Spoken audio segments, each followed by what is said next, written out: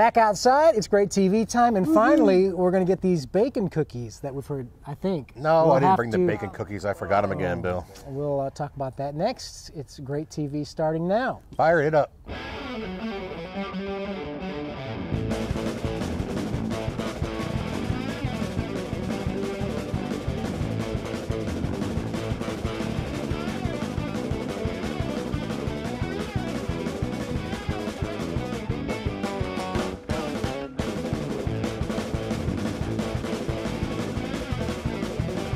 From the birthplace of American barbecue, the Low Country, South Carolina, it is great TV. Bill West here, founder of BarbecueTricks.com, along with Jack Waybor, three-time South Carolina state champion, and also founder of Barbecue Pitmasters. You just had Pitmasters class. Carolina Pitmasters, Bill, and we had a great time this weekend. It was like a barbecue reunion. All the fellows came around. We had some hot talent out there teaching a lot of really great folks how to do barbecue correctly and maybe improve their stance and win a little bit more money, or if you want to do it in your backyard, just make better barbecue in the backyard. Real good time. What a great time. Next year, I'm going to be out there. I hope so. Hope that we'll move it to the stadium next year somewhere. Now we're doing Guinness draft.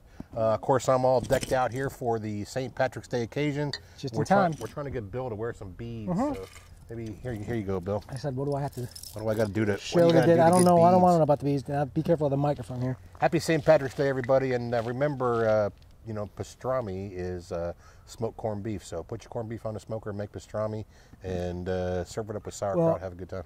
That corned beef brisket is the same brisket as. That is true. Just one's almost like pickled, right? Yep, corned beef brisket. Corned beef is brisket that has been set in a brine and corned. Okay. So there's your, whatever you want to call it, St. Patrick's Day. It's meat. Woo-ha for the day. Where's our bacon cookies today? Bill, I was rushing around. I got off of work and ran home, changed clothes, picked up a couple of gadgets and a couple of ingredients, and flew down here. And about halfway down, I realized that I had once again neglected the bacon cookies. Are there any bacon cookies, Mary? There really are. There is a 2-gallon bag of bacon cookies, and they are so good. It's not that they're clogging up my freezer, because I kind of like the bacon cookies. They're really quite tasty. But on our show notes here, I had a note: bacon cookies. No, I swear we haven't touched them. We've had one each, and that's it. That's it. All right, so skip bacon cookies. Here's our letter, though, today. We're going on by bacon cookies. Because our letter is from Bill B. in Seattle, Washington. Hey, Bill. And he says, I think he's referring to a secret ingredient, bacon. I made bacon for the first time, and the results were okay, but I thought it was a little salty. Here's what I did. This is his step-by-step. I think it's just cool. So this isn't really anything we have to answer, but he made a dry brine with 1 cup of kosher salt, brown sugar, speed cure, pepper, basil, thyme, and a 7-pound Berkshire pork belly. Ooh, that sounds good. Rinsed and let dry 3 hours. Smoked on the Traeger on smoke for 2 hours, about 120 degrees, then up to 225 until it was 150 with hickory apple mix. And then he let it sit overnight. And he says, as I said, it was pretty good, but a little too salty. Here's the question. Well, see if you know this. Can I back off the salt, or do I need that much to properly cure? I think as long as you keep it cool, you don't have to worry about the salt and the cure. That's not necessarily the problem.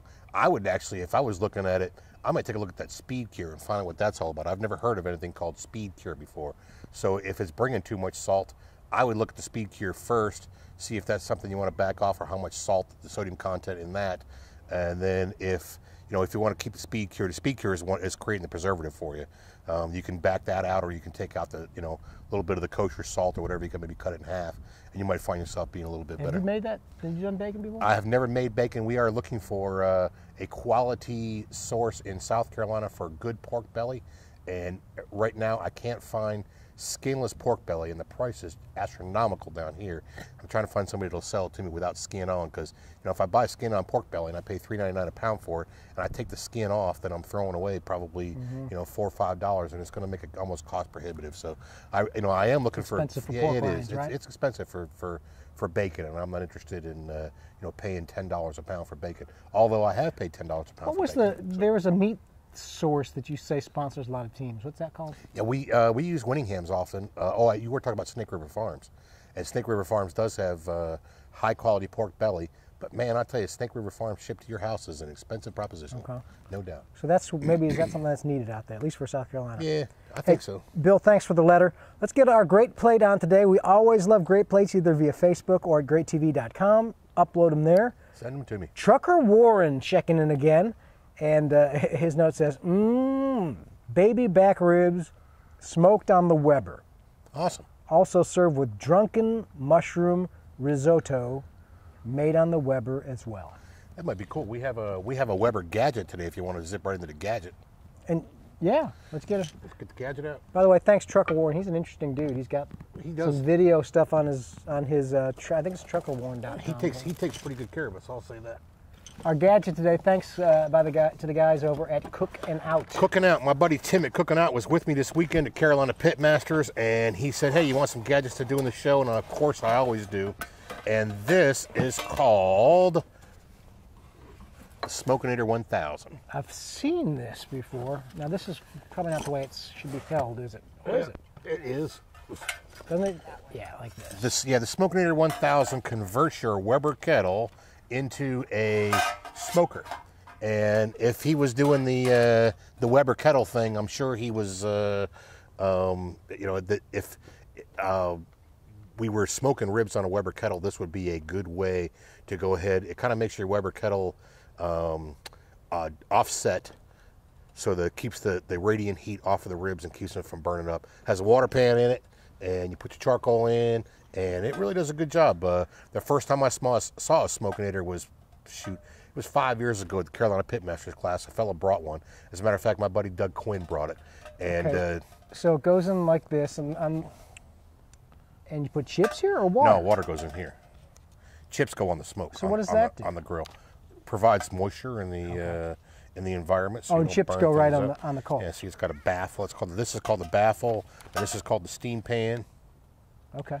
And gives you good instructions on how to install it. I'll tell you what, we used one at Carolina Pitmasters 5 years ago, and it made. When I first looked at it, I said, there's no way. And I'll tell you what, it made quality ribs. We were really enthused about the quality ribs that it turned out. So you put the ribs right on top of this? No, you put the ribs on the grill. This is just a baffle to keep the radiant heat away from your from the charcoal. Let me see that picture over there, because that actually shows you on the box. I am having, okay, it's got on this side too. The water reservoir. So you put your charcoal down here under the heat source, and it blocks the direct heat, and you put your ribs up over here. There you go. Okay. Good stuff. There you go. Smokinator 1000. Available at cookn with an N out.com. Talk to my buddy Tim. He'd be glad to sell it to you. There's a lot of accessories for those things. Yeah. And that'll do our website of the week here, Cooking Out. Tim is a good guy. Cookinout.com. That is the website of the week. Our secret ingredient today is this one I got over here. Probably so. I referred to it when I said hot and. It's called Hot Squeeze. Tell me about this, because I had never heard of. I was at the Pitmaster class once again. My buddy Buzz Dean came in and he said, hey, have you ever seen this before? And of course I had never seen a product called Hot Squeeze. And it is a glaze, a hot and sweet chipotle glaze for pretty much whatever you want to use it for. He puts a layer on ribs. Go ahead and stick your finger in it. It's pretty darn good. I was joking that it was somewhat obscene, but it's a chipotle sauce. Yeah, it's a hot sauce. It is. I stuck my finger in it. I thought it was pretty darn good. I can't wait to fire up some ribs or something like that. Or I may make a sauce and add a little bit of that to it, and that'll give me the chipotle outlay, sweet chipotle outlay that I'm looking for. Kind of a hint of it in a sauce that I might use. Sweet heat chipotle sauce, sugar, apple cider vinegar, soy. Yeah, it definitely sounds like a good barbecue. And where'd you get this? I got it from my buddy Buzz. He gave it to me, but I think it has a website, does it not? TheHotSqueeze.com. You had better be careful. I would spell that. Yeah, I would actually, out. don't even take my word for it. I'm going to check that link and post it underneath the video here. TheHotSqueeze.com, because you don't know what you're going to find on the internet. Way out on the internet. Who knows what you're going to find? All right, we're being swarmed here by, we call them sand gnats here. So let's say Happy St. Patrick's Day. And Happy St. Patrick's Day, everybody. Get on to other things. Remember, guys, buy local, think global, stay sustainable, and for goodness sakes, happy Thanksgiving and hug your mama. Happy Thanksgiving, happy St. Patrick's Day and hug your mama. Have another Guinness.